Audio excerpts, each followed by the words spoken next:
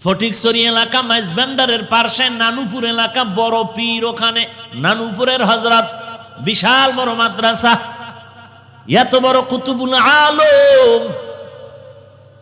আল্লাহর বান্দা যখন পানির পুকুরের কিনারায় বসে আল্লাহর নামের জিকির শুরু করছেন, লা ইলাহা বলে যখন ডান দিকে মাথাটা ঘুরাইছেন, ইল্লাল্লাহ বলে যখন বাম দিকে ধাক্কা দিলেন, নদীর পানি ডান দিকে উঠে আবার ইল্লাল্লাহর সাথে বাম দিকে চলে গেল।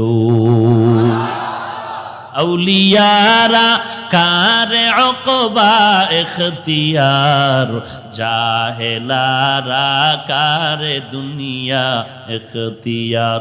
মাইলে মোমেন সোয়ে মোমেন মিশাওয়াত, মাইলে কাফের সোয়ে কাফের মিশাওয়াত।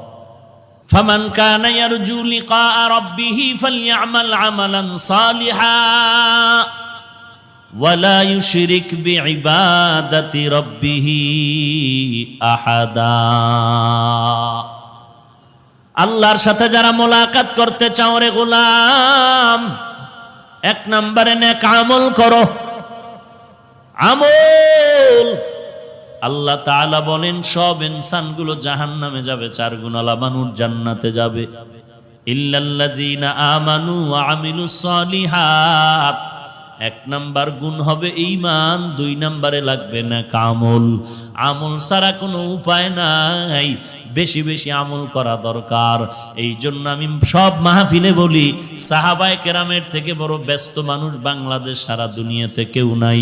সাহাবায়ে কেরামরা ব্যবসাও করেন, সাহাবায়ে কেরামরাও চাকরিও করেছেন, এরপরও তাকায় দেখেন এত বড় আমলওয়ালা বান্দা তারা, তাহাজ্জুদ বন্ধ নাই, ইশরাক বন্ধ নাই, চাষ বন্ধ নাই, আউয়াবিন বন্ধ নাই, 5 ওয়াক্ত বন্ধ নাই, যুদ্ধের ময়দানেও যাওয়া বন্ধ নাই, সংসারের বেলায় দুর্বলতা নাই, সন্তানের হক আদায়ের বেলায় দুর্বলতা নাই।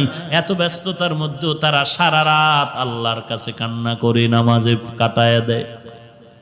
তাদের থেকে ব্যস্ত তো তুমি আমি আর কেউ না।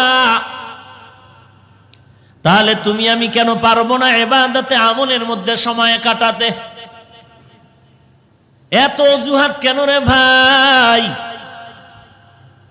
এরে আল্লাহর গোলাম, আপনার মতো ইংরেজি পড়ুয়া বাংলা লাইনের কত যুবক এই জমিনে এখনো আছে, ডানে বামে তাকাইলে তালাশ করে পাবেন। স্কুল কলেজে পড়িয়াও বান্দা নামাজ ছাড়ে না, তাহাজ্জুদও পড়ে। আছে না নাই? আপনাদের জানা না থাকলে আমার জানা মতে আমি ঘটনা জেনে বলতেছি, আপনার মতো